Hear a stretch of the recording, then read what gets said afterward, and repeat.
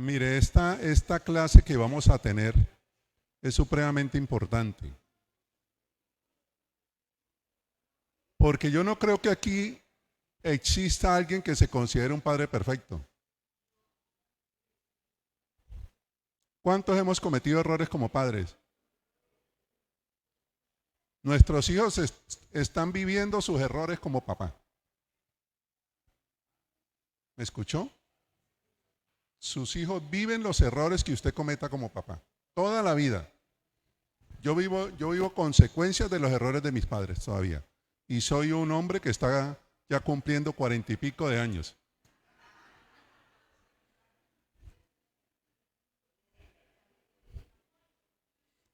Todavía cargo con cosas que mis padres hicieron mal, imagínense. Y la palabra a mí me ha labrado, la palabra me ha trabajado. Pero hay áreas de mi vida que todavía están afectadas por una mala crianza. Ahora, yo no tenía la oportunidad que ustedes tienen de tener una escuela para padres. Mis papás no la tuvieron. Así que usted no tiene excusa para no aprovechar estas oportunidades que el Señor coloca en esta iglesia. Amén. Y quiero referirme a los padres nuevamente para lo siguiente. No dejen de traer sus hijos a la escuela dominical. Esa escuela para mí hoy en día, que soy un hombre maduro, es más importante que la misma universidad. ¿Me están escuchando? Sus hijos, así usted los cuide mucho. Un día de estos van a estar frente a la droga.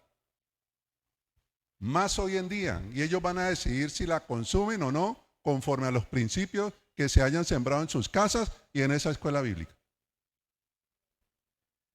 Mire, sus hijos quieren venir y ustedes no los traen porque les da pereza. Así es la verdad.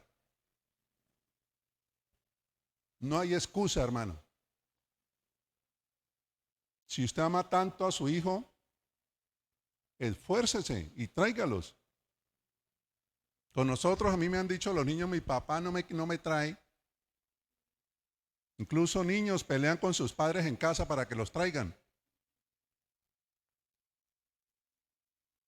Me gusta cuando la gente hace silencio. Yo creo que yo soy un buen hombre, pero he cometido cientos de errores con mis hijos. Yo les decía alguna vez, los campesinos están huyendo de sus predios por X o Y motivos, ustedes los conocen, y nuestros hijos están huyendo de casa por el entorno familiar que se vive. Nuestros hijos no quieren llegar a casa a ratos.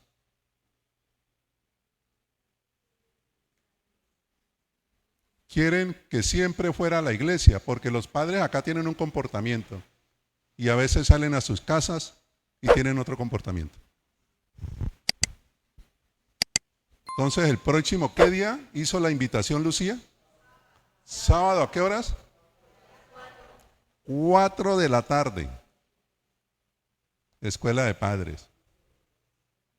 A nosotros nos enseñaron a castigar a los hijos.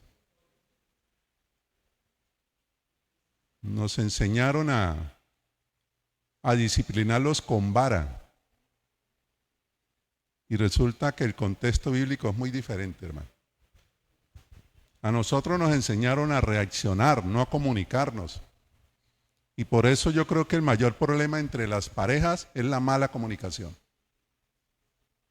Estamos enseñados a reaccionar. Reaccionamos con tonos inadecuados, con palabras ofensivas, con gestos que no vienen al caso. Entonces no puede haber comunicación así. La comunicación, alguien lo dijo y lo expresó muy bien cuando dijo que la comunicación es un arte y usted debe aprenderlo. Bueno, ya van como 3 sermones, ¿no? Lucía ya les echó un sermón, yo les acabo de echar otro y ahora vamos con el tercer sermón. Recuerden que la quinta es la vencida. ¿Cómo? Voy a hablar hoy, en las redes sociales colocamos el nombre de la enseñanza. ¿Cómo es? Todos miraron las redes sociales, todos. ¿Por aquí ninguno miró la invitación? ¿Sí? Y no que se me olvidó. Entonces, ¿qué estamos mirando en las redes? Bendita esperanza. Vamos a hablar hoy de la bendita esperanza. Y cuando usted escucha bendita esperanza, ¿a qué me refiero? ¿De qué lee la Biblia? La bendita esperanza es una sola en la Biblia. Se repite en varias partes. ¿Ninguno? Bueno, entonces poseemos problemas. Vamos a hablar hoy del arrebatamiento de la iglesia, del rapto, del arpaizo en griego. Esa es la bendita esperanza que la Biblia nos dice. Señor Jesucristo vino a hablar del arrebatamiento y vino a hablar del establecimiento de su reinado milenial. Y hoy traje a colación esto porque todavía hay muchas personas que no creen que esto va a suceder, incluso entre los cristianos. Y hay algunos que toman esto como alegórico, entonces creen que es un simbolismo. No, y el rapto va a suceder literal, como está expresado en la santa palabra del Señor. ¿Vamos bien? Jesucristo, mientras estuvo acá en la tierra, 33 años, recuerden, les dijo a sus discípulos que el reino de los cielos estaba cerca. Y a eso vino, hace más de 2000 años Él vino, descendió a la tierra para ofrecer al pueblo de Israel la paz. Recuerden algo interesante. Él ofreció este reinado de paz en medio del apogeo del Imperio Romano. Entonces esto no caló muy bien en las autoridades. Incluso, como usted sabe y yo sé, los religiosos judíos de aquella época rechazaron a Jesús. Dice Juan que a lo suyo vino y los suyos no le recibieron. Habla de dos cosas, ¿no? Uno a veces lee ligero y cree que es una cosa. Dice, a lo suyo vino. ¿A qué? A ofrecer su reinado de paz. Pero los suyos, es decir, su pueblo, Israel, no le recibió como Mesías. Por eso Israel en este momento no es salvo. Porque Él vino, pero no creyeron en Jesús como Mesías. Israel, en esta dispensación de la gracia, todavía está esperando su Mesías. Y muy pronto va a aparecer, entre comillas, su Mesías, que va a ser el primer caballo. ¿El caballo de qué color? El jinete montado, caballo blanco. Va a aparecer un tipo disfrazado de corderito blanco y van a decir, este sí es el Mesías porque logra la paz allá en el oriente. Y resulta que este no era el Mesías, porque el Mesías ya había llegado y no lo recibieron. Ese tipo que va a aparecer, tipo carismático, elegante, muy inteligente, es el anticristo. Estamos muy cerca del arrebatamiento. Amén. Mire, cuando usted ve la situación mundial, cuando usted mira los noticieros, cuando usted escucha noticias, ¿qué escucha usted? Desastres vienen, desastres van. Economía fluctuante. ¿Qué quiere decir eso? Que el tiempo se está cortando. ¿Qué quiere decir eso? Que ni una de las tantas, como dijo Josué, ¿no? Ni una de las tantas palabras que han salido de la boca de Dios han dejado de cumplirse. Todas se están cumpliendo en su tiempo. Usted debe estar con una expectativa diaria. Posiblemente usted y yo seamos la generación del rapto. Y de pronto algunos no vamos a sufrir muerte física. ¿No le gustaría a usted eso? ¿Cuánto llevan dolencias en su cuerpo? ¿No le gustaría librarse de todas las dolencias? ¿No le gustaría a usted verse sin arrugas? ¿Con cabello? No sé cómo será, pero será un tiempo delicioso el que nos espera, recuerde eso. Estos religiosos que no recibieron, escuche esto, porque hay algo que todavía atormenta al cuerpo de Cristo. Estos religiosos que no lo recibieron cometieron un pecado que la Biblia llama el pecado imperdonable. Y quiero referirme a esto un momentico, porque la gente todavía tiene confusión en torno a qué es el pecado imperdonable. Hay algunos creyentes que viven un poco preocupados porque creen haber cometido el pecado imperdonable, que es el pecado contra el Espíritu Santo. Yo quiero decirle primero que este pecado no tiene nada que ver con personas en forma individual. Tuvo que ver con el pueblo de Israel en forma colectiva, como nación. En Mateo 12 se narra este episodio, no vayan hasta allá, voy a resumirlo. Dice que los religiosos le dijeron a Jesús que él expulsaba los demonios por medio de Belcebú, el príncipe de los demonios. Es decir, adjudicaron la obra que era el Espíritu Santo, se la adjudicaron a un espíritu demoníaco. Ese es el pecado imperdonable para aquella generación. Vuelvo y les digo, este pecado tiene que ver exclusivamente con aquella generación de líderes, con Israel como nación. No se trata de ningún individuo en forma particular. Quiero que escuche esto atentamente, hermano, para que usted deje de vivir atemorizado. El creyente no puede cometer ese pecado, porque en el creyente habita el Espíritu Santo. Amén. Usted no lo puede haber cometido, hermano. Eso fue allá esa generación y no más. Amén. Lamentablemente hay muchos creyentes que hoy en día viven atemorizados, creyendo que han cometido este pecado. Yo años atrás pensaba eso. Cuando apenas estaba en mis primeros caminos, en mi primer caminar como cristiano.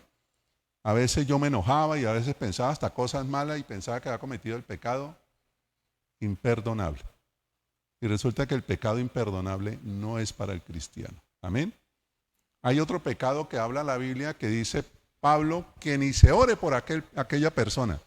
Ese pecado del cual Pablo dice que ni se ore, ¿cuál pecado será? Los que rechazan a Cristo. Ese ya llama pecado de muerte. Ese pecado de muerte es cuando la gente decide rechazar a Cristo, no recibirlo. ¿A qué los va a llevar? A la muerte espiritual con toda seguridad y después a la muerte eterna. ¿Hasta ahí bien? Jesús les habló también a sus discípulos acerca del tiempo en que ellos, los 12, iban a estar sobre 12 tronos para juzgar las 12 tribus de Israel. Voy entrando al tema en su reinado milenial. Vaya a Mateo 19, por favor. Mateo 19, 28.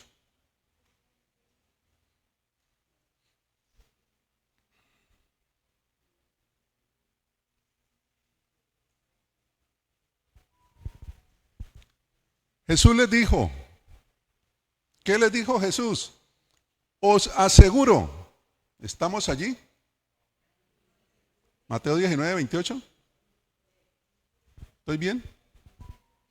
Jesús les dijo, os aseguro que en la regeneración, cuando el Hijo del Hombre, ese Hijo está con mayúscula y hombre, es decir, cuando Jesucristo se siente en el trono de su gloria, vosotros que me habéis seguido, también os sentaréis sobre 12 tronos para juzgar a las 12 tribus de Israel.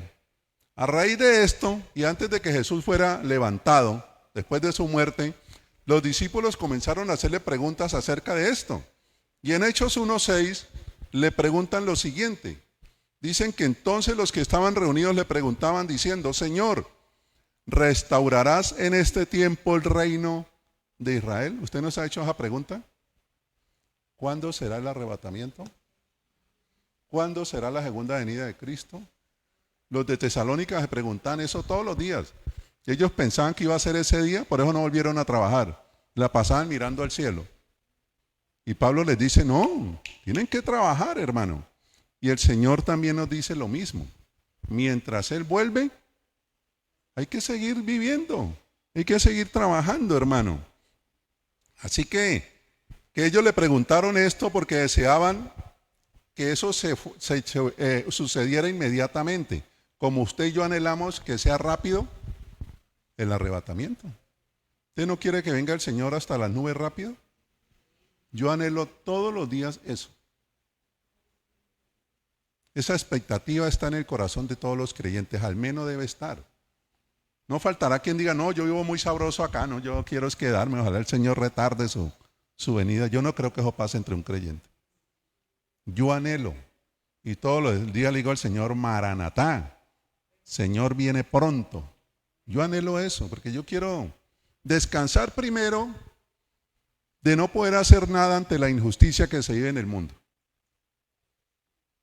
¿A usted no le duele ver tanta injusticia y no poder hacer nada? Claro. Yo quiero descansar de un poco de problemas que tengo con la persona que más problemas me ha colocado en la vida, que es mi ego, mi yo mismo. Ese mancito todavía me hace unas jugadas feas. En algunas áreas el Espíritu Santo lo ha vencido, pero hay otras áreas que yo no he dejado que lo venza. Si yo tengo eso, le puedo asegurar que usted también tiene esas luchas. ¿O no es así? Entonces yo quiero descansar de todo eso, de tanta preocupación, porque aunque tenemos la palabra y creemos en el Señor, no dejan de llegarnos preocupaciones. Los muchachos de hoy en día, los jóvenes, viven muy preocupados por el mañana. Por eso no quieren casarse. Por eso no quieren tener hijos. ¿Usted no habló con sus hijos? Qué bueno sería que usted hablara con sus hijos. A veces cuando nuestros hijos crecen creemos que ya no necesitan de nosotros. De pronto es cuando más necesitan. Yo soy feliz dándole abrazos a mis hijos.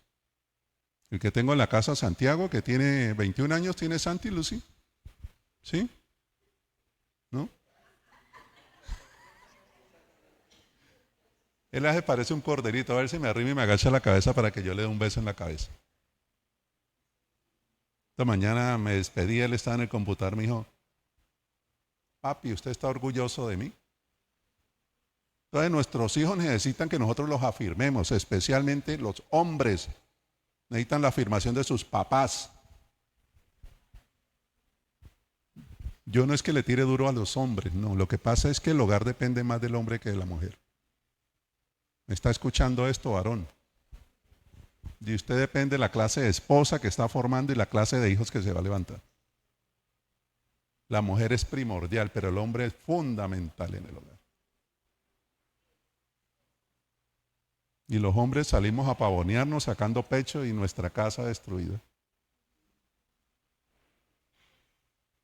Yo hago un llamado al hombre, al varón que se le olvidó ser padre, para que restaure su paternidad. Vuelvo y le repito, la raza humana salió de un hombre, no de una pareja, de un hombre. Porque de Adán surgió Eva. Entonces el hombre por naturaleza es papá. Pero el hombre se le olvidó ser padre. Y nos quejamos mucho de nuestros hijos. Pues yo quiero decirle que sus hijos son un reflejo de lo que usted ha hecho. Nos quejamos mucho de las esposas, pues nuestras esposas son hechuras nuestras.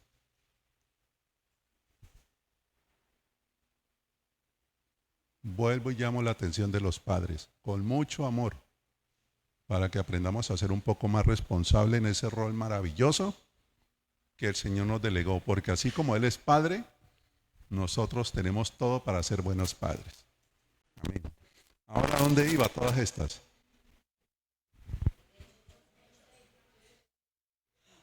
Le preguntaron, ellos deseaban saber cuándo iba a suceder la fecha. ¿Y qué le respondió el Señor? ¿Qué pasó, Pablito? ¿Estaba muy bajito? Miren lo que le respondió el Señor cuando le preguntaron del tiempo. ¿Qué les dijo Él? No os corresponde a vosotros saber los tiempos ni las épocas que el Padre ha fijado en su propia autoridad. Si bien hay un tiempo para que se cumpla todo lo que el Señor dijo, no nos corresponde a nosotros saber la fecha exacta. pero nosotros queremos saber fechas exactas. Mira, hay un versículo en Deuteronomio 29 que dice: las cosas secretas pertenecen, es entonces Jehová, ¿no? Pertenecen a Jehová. Mas las reveladas son para nosotros a fin de que las cumplamos. Hay cosas que el Señor no le va a dar a usted, es decir, no le va a revelar, porque Él se las guarda, hermano. Así es el rapto. Él no ha dejado una fecha específica, pero por las señales cumplidas, y ustedes saben cuáles son las señales, ¿cierto? Las señales se han cumplido todas. Dios desea que creamos que esto va a suceder, pero sin pensar tanto en qué fecha va a ser. Amén. Dios no está interesado en que usted sepa la fecha específica, sino más bien que usted lo espere con la fe que ha puesto en su hombre interior.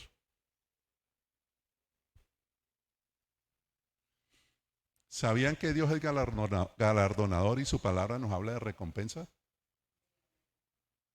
Sí. Dios pronto va a venir a las nubes, nos arrebata, nos lleva con Él.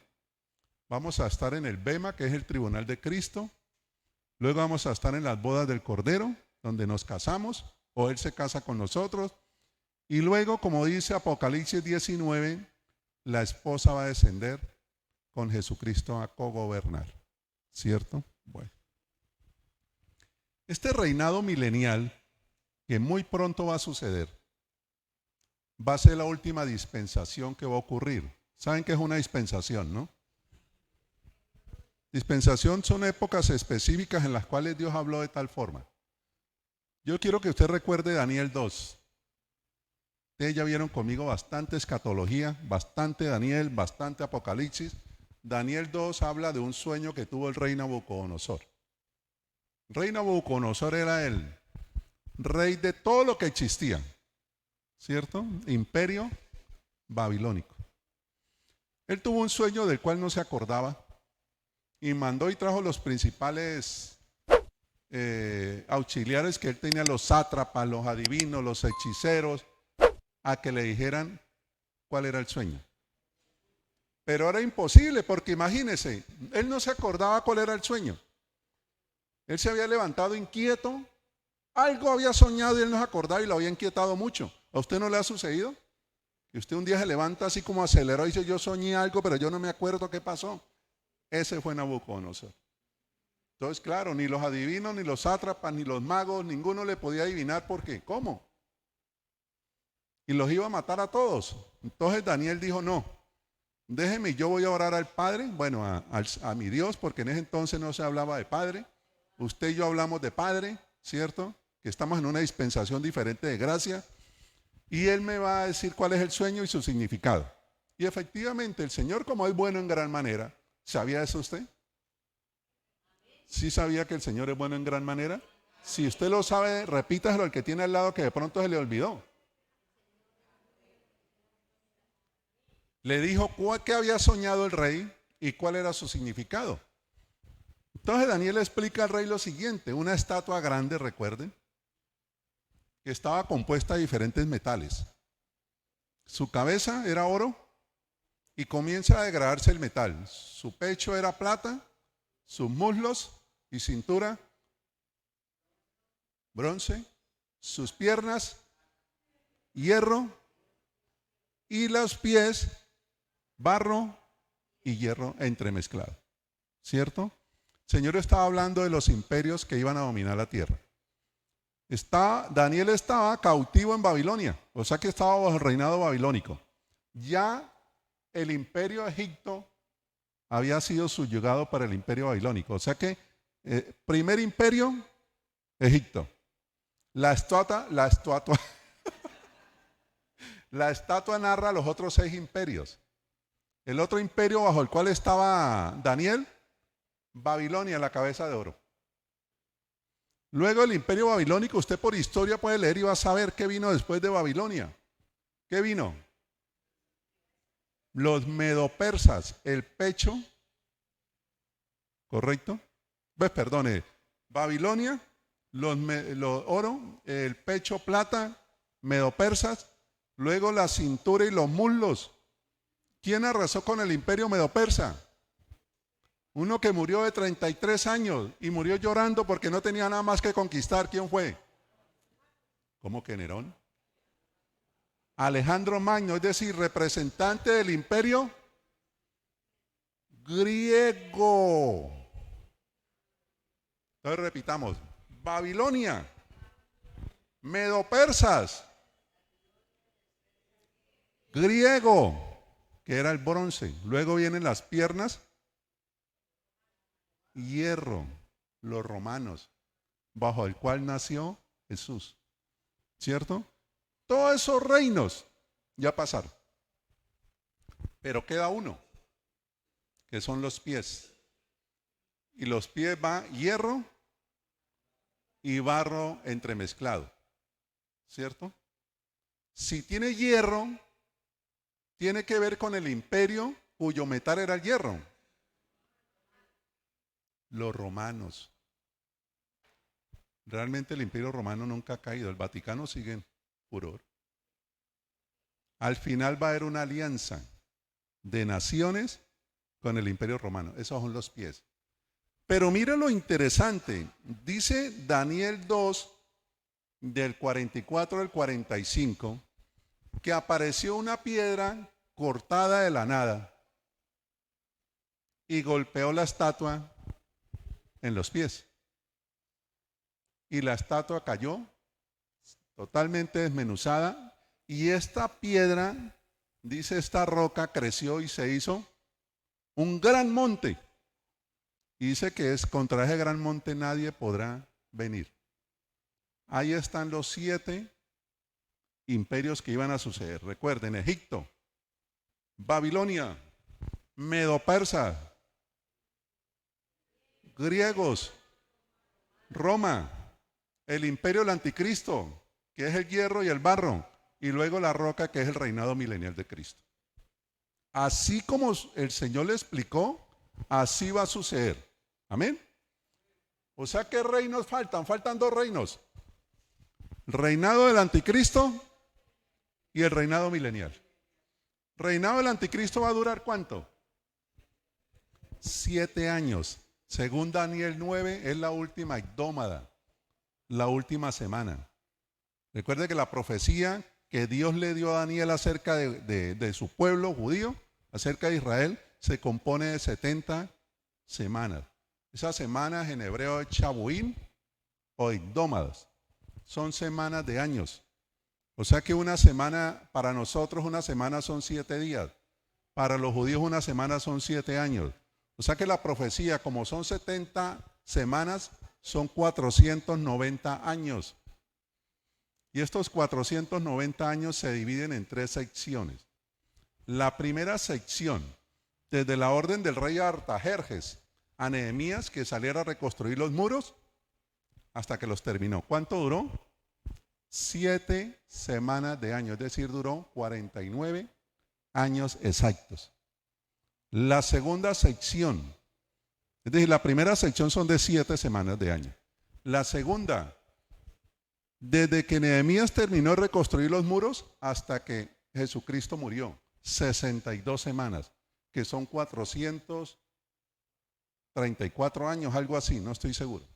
O sea que ya se cumplieron 7 semanas y 62, 69 semanas. Y la profecía habla de 70, falta una semana por cumplirse. ¿Cuándo se va a cumplir? Reinado del anticristo. Y se acabó la profecía. Esto se lo di como en un año a ustedes. No se acuerdan, ¿cierto?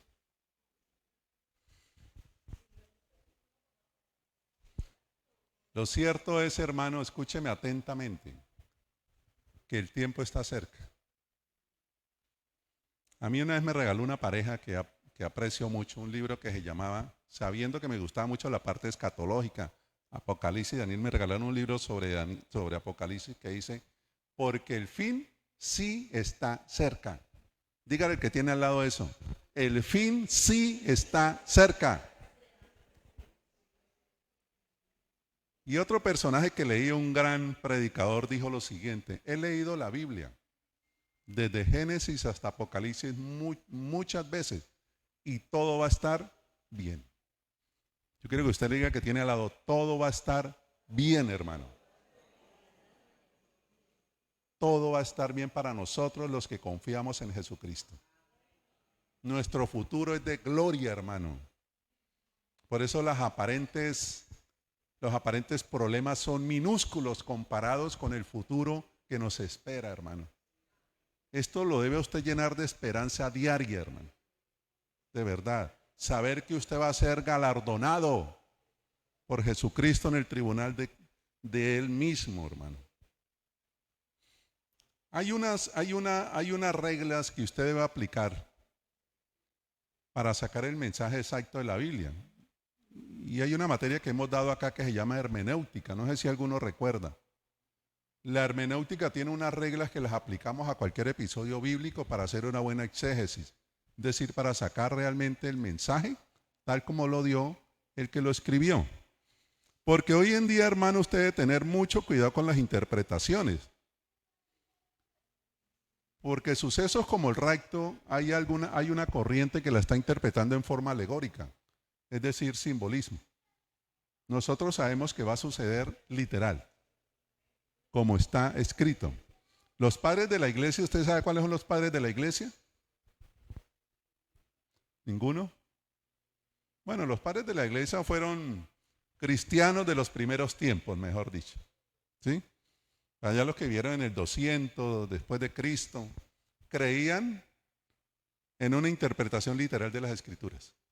Pero después de ellos, una tercera o cuarta generación después de ellos, comenzaron a interpretar la Biblia en forma alegórica, es decir, como un simbolismo. Y eso todavía está afectando y ha resurgido un movimiento que trata de dar la explicación solo simbólica. Entonces Apocalipsis lo toma en forma simbólica, igual que el arrebatamiento, aunque en la Biblia hay mucho simbolismo, ¿no? En Apocalipsis hay mucho simbolismo. En el tabernáculo, recuerda, había mucho simbolismo. Recuerde que en el tabernáculo el color, los colores, los materiales, las medidas, la forma de colocación de los enseres, todo apuntaba a Jesucristo, eran simbolismos que aplicaban a Jesucristo. Pero hoy en día, como usted ya no necesita de simbolismos, aunque siguen existiendo, sobre todo en Apocalipsis, el Señor nos habla directamente a través de su palabra, recuerde eso. En ese entonces el Señor Jesucristo no había venido. Entonces era más que todo simbolismo apuntando a la obra que el Señor Jesucristo iba a hacer. Entonces hay mucho simbolismo, sobre todo en el Antiguo Testamento, que tienen que ver con la persona de Jesús y el futuro plan de salvación. Por ejemplo, Jesús habló por medio de metáforas también. ¿Usted sabe qué es una metáfora? ¿No se acuerdan del español de bachillerato? Bueno, como una comparación, ¿no? Como una comparación. Por ejemplo, en Mateo 18, del 6 al 9, Jesucristo dijo que era conveniente cortarse la mano o arrancarse un ojo en relación a las ocasiones de caer en pecado. ¿Qué tal usted tomándolo literal? Tendríamos puros mancos acá. ¿Cierto? Puros mancos. Y no podrían dar su ofrenda porque la Biblia habla de la mano derecha, ¿no? Hay gente que toma eso literal. Entonces pasan y depositan, como dice la Biblia, con la mano derecha. ¿Qué tal el mocho de la mano derecha? Entonces no pudo dar su ofrenda. Eso hay que saberlo interpretar. Por eso la Biblia dice que cuidado los que quieren ser maestros, porque el maestro puede estar pasando un mal mensaje, hermano. Hay que tener cuidado. Bueno, nosotros en cambio creemos que la Biblia es la palabra inspirada de Dios, ¿cierto? Acabamos de terminar en la escuela bíblica, Gracia Extrema, las 5 solas. Yolanda no se perdió ni una clase. Y hablamos de un tiempo de oscurantismo en la historia del cristianismo, antes de Lutero, ¿recuerda? Donde se compraba la salvación, se vendía la salvación, un tiempo como feo. donde la Biblia no estaba para el pueblo. Habían copias escasas y en manos de los sacerdotes. En latín, recuerden que era el idioma como se hacían las misas en latín y el pueblo quedaba en las mismas. Como usted cuando se queda dormido. Cuando yo estoy haciendo el trazo y usted se quedó dormido, usted sale en las mismas. Menos mal que aquí nadie se queda dormido. ¿Cierto? Tan expectante, nadie bosteza. ¿Cierto?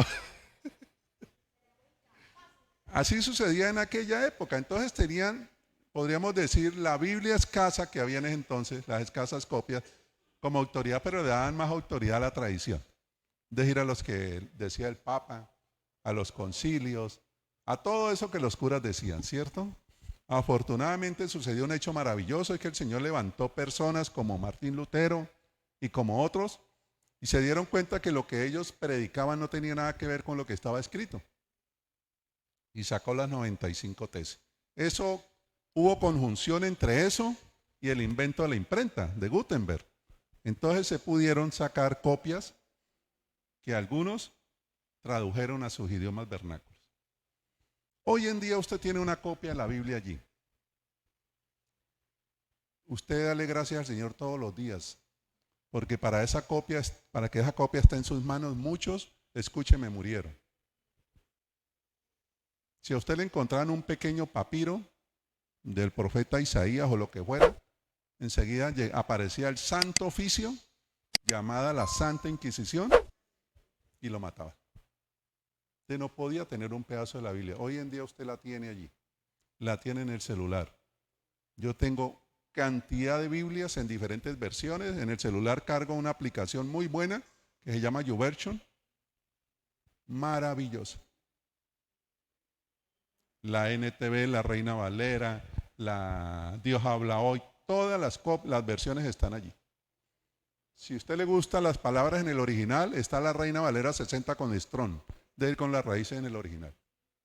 Entonces es más fácil hacer un buen trazo. Seguimos.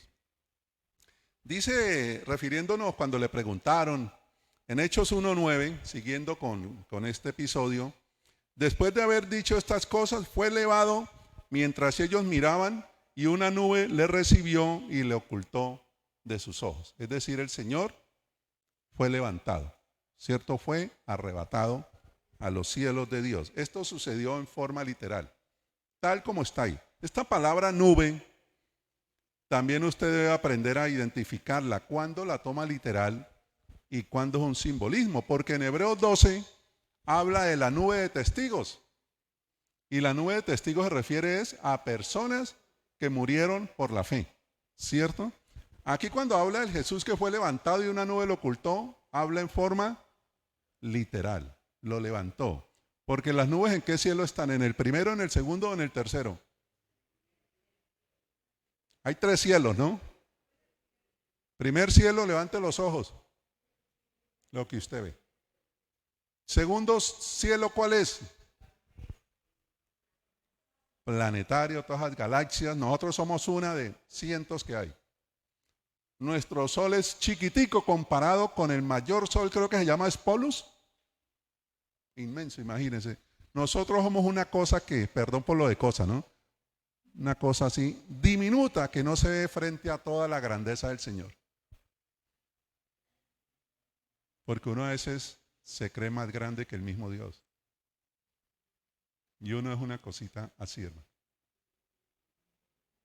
Frente al poder del Señor, nuestros problemas son una cosa así. Y usted preocupado. Y yo preocupado. Y todos preocupados. Cuando para el Señor sus problemas son menos que un granito de mostaza. Bueno. Sigamos, Hechos 1:10. Ya voy llegando a lo que les quiero hablar. Estoy generando un preámbulo, un contexto. Hechos 1:10. Dice que cuando Jesús fue levantado, dice, y estando mirando fijamente al cielo, mientras Jesucristo ascendía, aconteció que se presentaron junto a ellos 2 varones en vestiduras blancas. ¿Qué les dijeron? Varones Galileos, ¿por qué estáis mirando al cielo? este mismo Jesús que ha sido tomado de vosotros al cielo, vendrá de la misma manera tal como le habéis visto ir al cielo.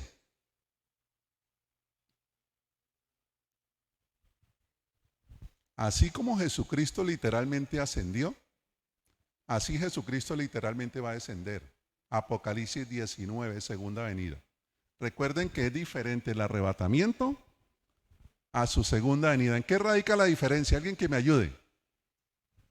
Arrebatamiento y segunda venida, ¿cuál es la diferencia? Mire, le voy a repetir no 1 año, sino 2 años otra vez Apocalipsis. No.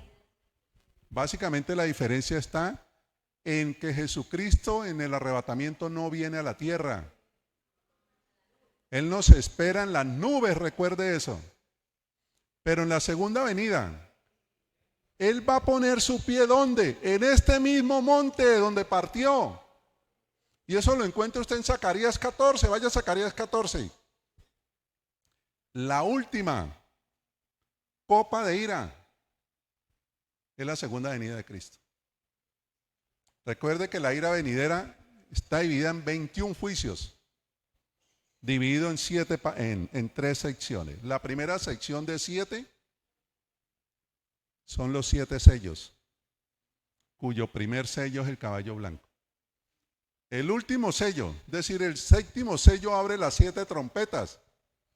Y la última trompeta, la séptima trompeta, abre las 7 copas de ira. Esto en resumen se llama la ira de Dios, los 21 juicios.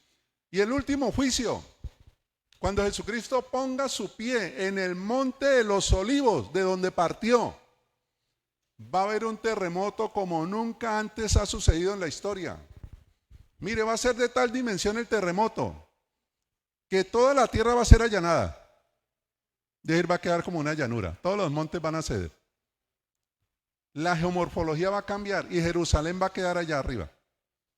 Porque Jerusalén va a ser la capital del milenio, del reinado milenial. Allá en Jerusalén va a estar Jesucristo. Y dice la profecía que va a estar David gobernando sobre Israel también. O sea que usted vuelve a ver a quién. O no lo vuelve a ver, lo va a conocer porque usted no lo conoció. A David, a Abraham, toda esa gente. Nos vamos a ver. ¿Dónde íbamos? Ah, Zacarías. Mire lo que dice Zacarías 14. ¿Están conmigo? Desde el 1. He aquí el día de Jehová viene, y en medio de ti serán repartidos tus despojos, porque yo reuniré a todas las naciones para combatir contra Jerusalén, y la ciudad será tomada y serán saqueadas las casas y violadas las mujeres, y la mitad de la ciudad irá en cautiverio, mas el resto del pueblo no será cortado de la ciudad. Pare ahí. ¿A qué se refiere ese momento?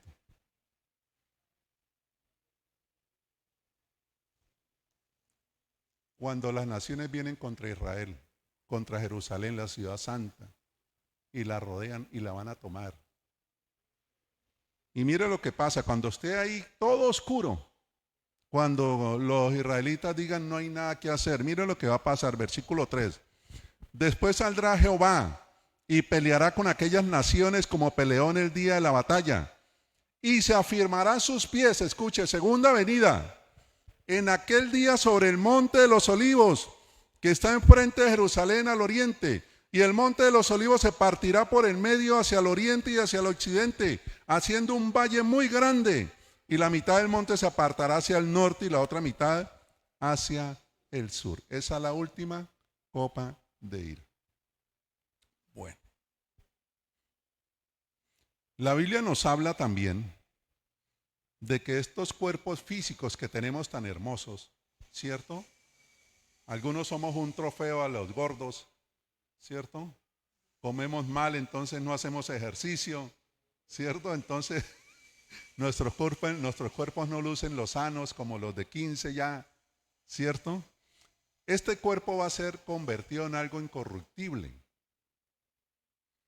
Según entiendo, hermano, lo que yo he leído, usted va a tener un cuerpo parecido al que tiene ahora, pero no sujeto a la gravedad y con alguna cantidad de nuevos elementos sobrenaturales. Por ejemplo, Si ustedes recuerdan cómo fue Jesucristo después de resucitar, porque Jesucristo no resucitó y se fue al Padre de una. Él estuvo aquí ¿cuántos días? 40 días. Y lo vieron resucitado. Él podía comer, ¿cierto? ¿O no? Él podía preparar alimentos, pero podía pasar paredes. Entonces le gustaría eso, el sueño hecho realidad para mí. La gravedad no será mi prisión y yo podré desplazarme. Se acaban los problemas de movilidad. Muy chévere. Y yo creo que en ese entonces, en el milenio, un poco después, vamos a poder ir a los otros planetas y vamos a conocer planetas, a disfrutar, ir a todas las partes de Colombia tan hermosas que no hemos ido, hermano. Y más hermosas aún, porque la tierra va a ser restaurada, recuerde eso. Eso es lo que nos espera. Nos espera que un Edén, un paraíso, hermano. Usted no va a tener ningún dolor. Usted no va a llorar. Usted, sus hijos podrán estar jugando con la culebrita y no hay problema. Usted podrá acariciar al león y no va a tener ningún problema. Usted va, por fin se va a hacer realidad la dieta vegetariana. Porque así fue al principio, antes del pecado. ¿Qué comía el hombre? Toda hierba y fruto del campo, dice la Biblia. Después del pecado es que aparece la cadena alimenticia. Y aparece el hombre comiendo carne, pero eso se va a acabar. En el reinado milenial, todos vamos a hacer fitness. Chéverísimo. Lo más saludable usted y yo sabemos que son las frutas, verduras y esas cosas. La carne es deliciosa. Sobre todo la carne roja para mí es un deleite. Pero el Señor le va a dar cierto sabor especial a aquellas verduras y frutos para que podamos disfrutar muy alegres. ¿Vamos bien? Ahora sí vamos a 1 Tesalonicenses. Y me va a tocar partir esto. 1 Tesalonicenses. ¿Quién escribió Tesalonicenses? 4:13.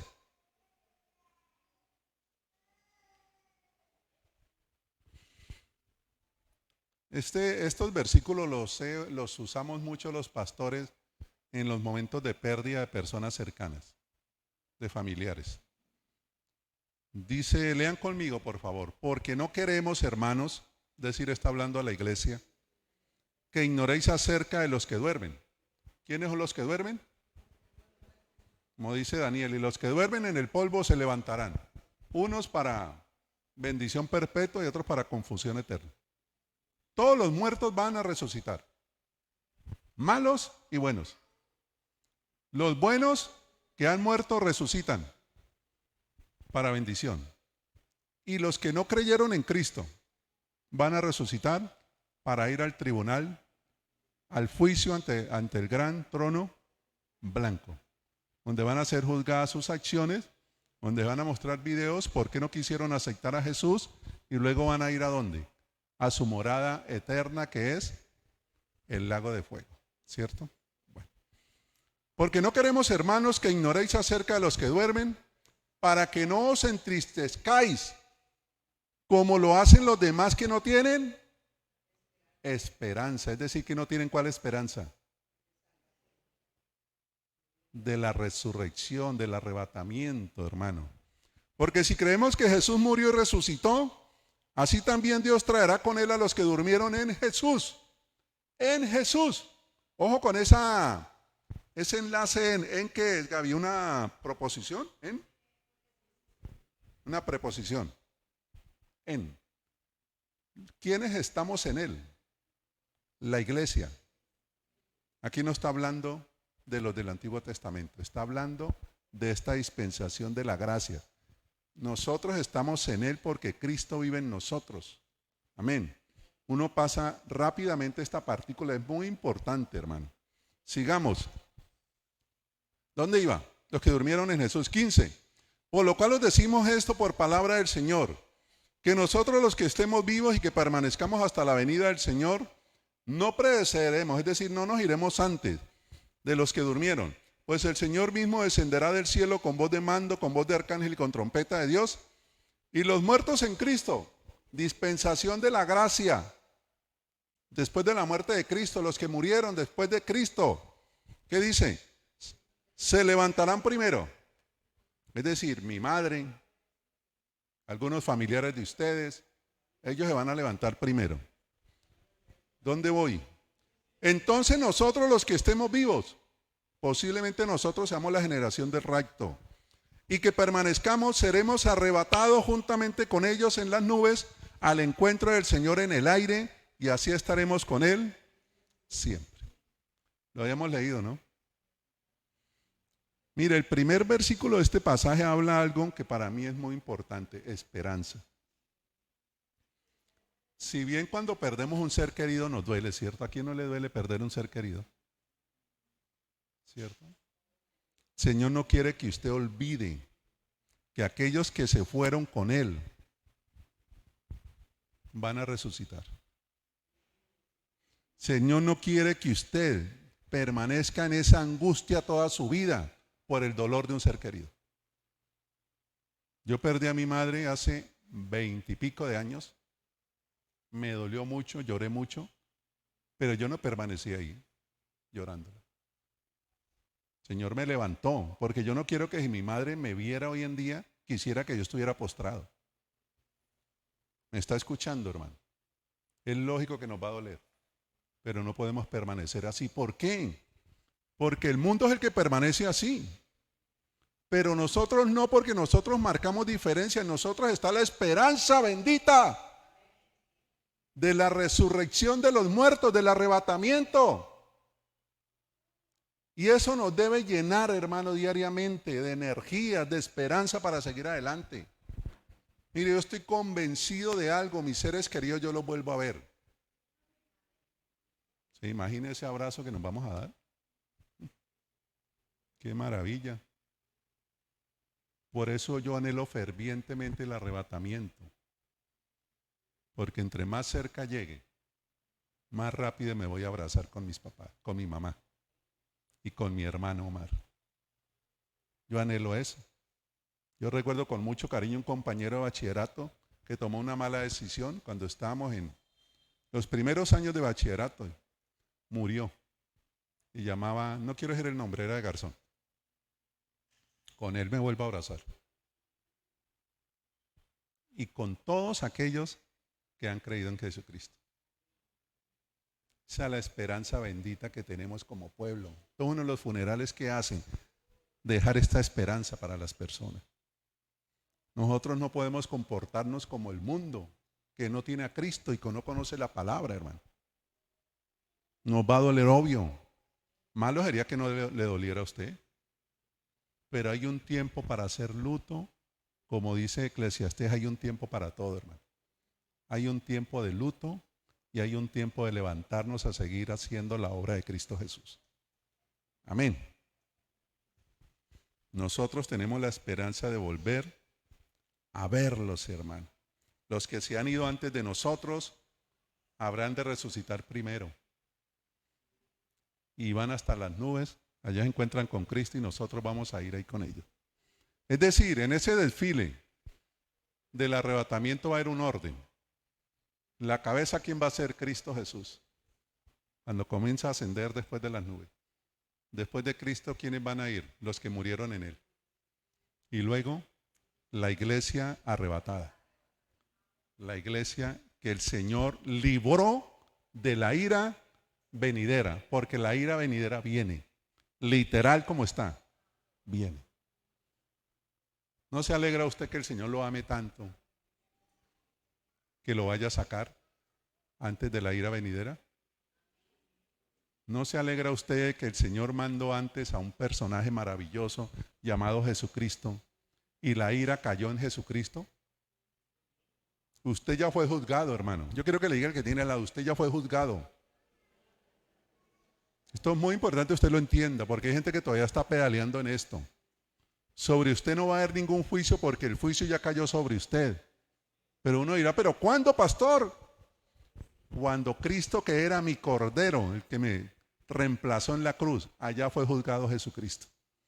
Cuando Él fue juzgado era mi juicio. El acta de decretos que a mí me condenaba por violar la ley, en Cristo Jesús fue colocado. La maldición que venía, escúcheme esto, la maldición que venía contra mí, contra mi casa, por no cumplir la ley, fue colocada sobre Cristo. Por eso la Biblia dice que Él fue maldito, para que nosotros fuésemos bendecidos, hermano. Dice la Biblia que todo aquel que es colgado de un madero es maldito. Jesucristo fue maldición, para que sobre mí viniera la bendición. Por eso usted, hermano, escúcheme atentamente esto. Usted con todos los problemas que pueda tener en su carácter, porque todos tenemos problemas en nuestro carácter, ¿o no es así? O habrá alguien que diga, pastor, yo sí, sabe, yo estoy sobrado. Tú sabes.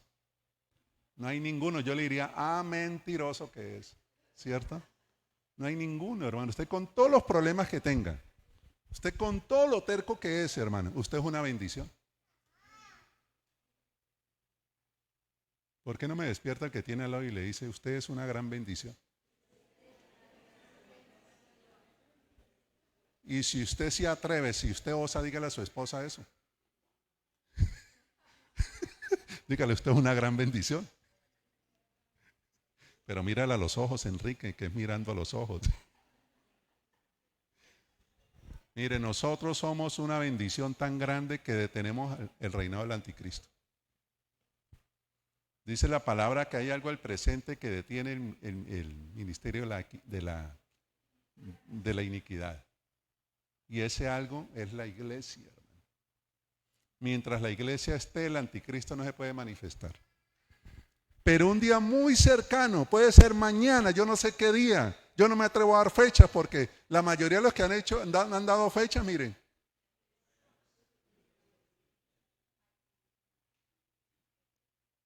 Lo que sí les digo, hermano, es que estamos muy cerca de esa bendita esperanza llamada arrebatamiento.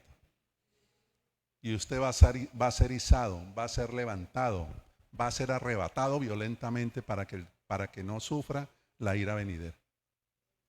Y usted se va a encontrar con Cristo. Con esto termino porque me queda faltando la tercera parte de la enseñanza. Usted va a ser levantado no por propios méritos, no porque usted se portó bien, no porque yo era el que más diezmo daba en la congregación, no porque yo sí hacía obra con los pobres, eso todo hay que hacerlo. Yo era el que más oraba, yo era el que más ayunaba. ¿Acaso quién le dijo a usted que esas obras lo llevan al cielo? Vuelvo y le repito, una vez le preguntaron a Jesús sus seguidores, ¿cuál es la obra que el Padre quiere que hagamos? Como quien dice que debemos hacer para ser salvos.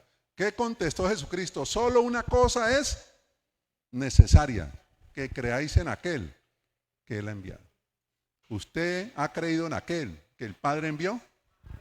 Usted no es como los judíos que no creyeron, usted sí ha creído, por lo tanto, usted tiene el boleto para la partida. Amén. Gloria a Dios por eso. Gloria a Dios.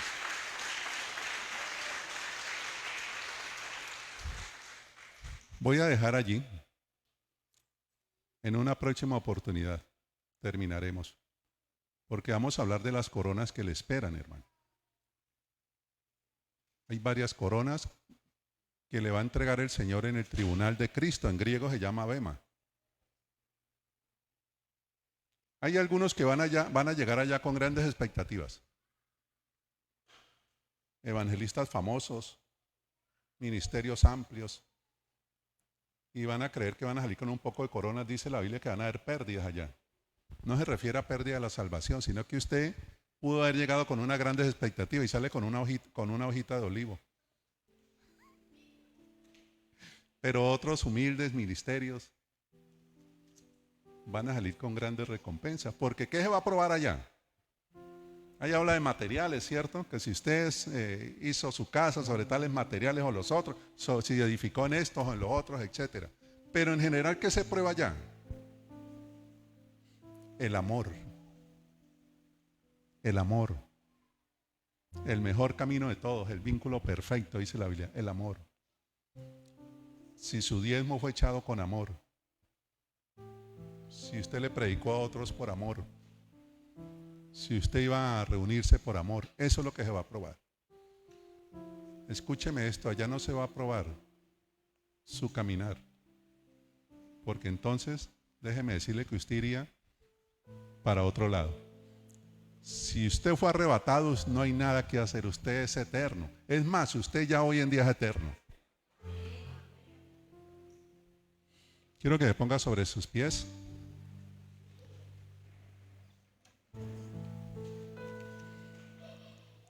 Reconozca hoy el Padre tan bueno que usted tiene, hermano. ¿Cómo le parece que un día,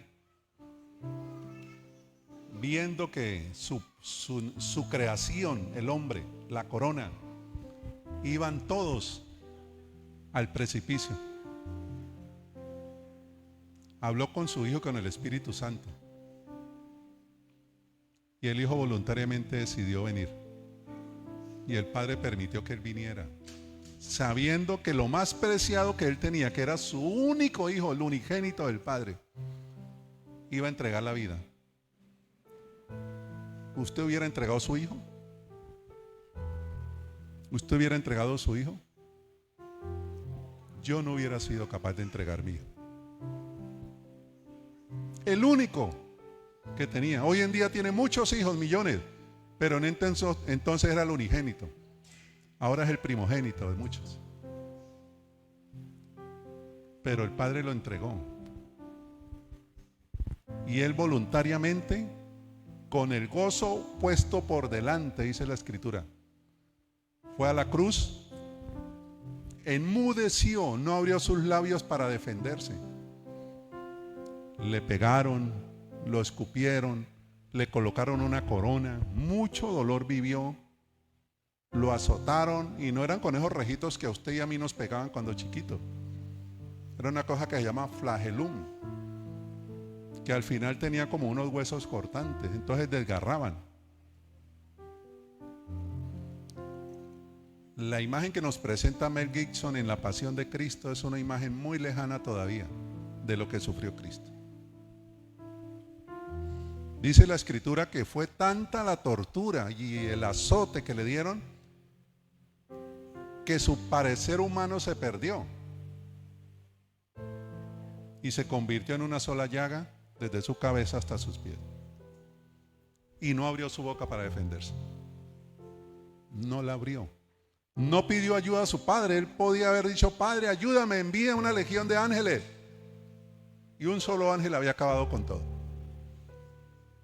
Pero él no hizo eso, y todo eso lo soportó. ¿Sabe por qué? Por amor a usted,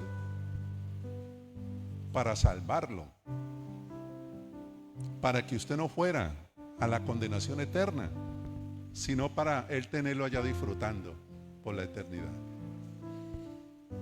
Por eso todos los días usted debe ser agradecido con ese acto magnánimo de misericordia y de amor del Padre por la humanidad. Jesucristo una vez vio hacia Jerusalén, dice que lloró, porque eran ovejas que no tenían pastor. Él es el pastor de nuestras almas. Él es nuestro obispo. Y gracias a Él, hermano, vuelvo y lo repito, gracias a Él vamos a estar con el Padre por la eternidad. Gracias a su sacrificio, hermano. No por cumplir la ley, porque la ley ningún humano la pudo cumplir. La ley nunca fue dada como vehículo de salvación. La ley fue entregada para que el hombre se diera cuenta de lo necio que era al tratar de acercarse al cielo. Por eso el cielo se acercó a la tierra en la persona de Cristo Jesús. Entonces yo quiero que usted comience a hablar con el Padre. Dele gracias.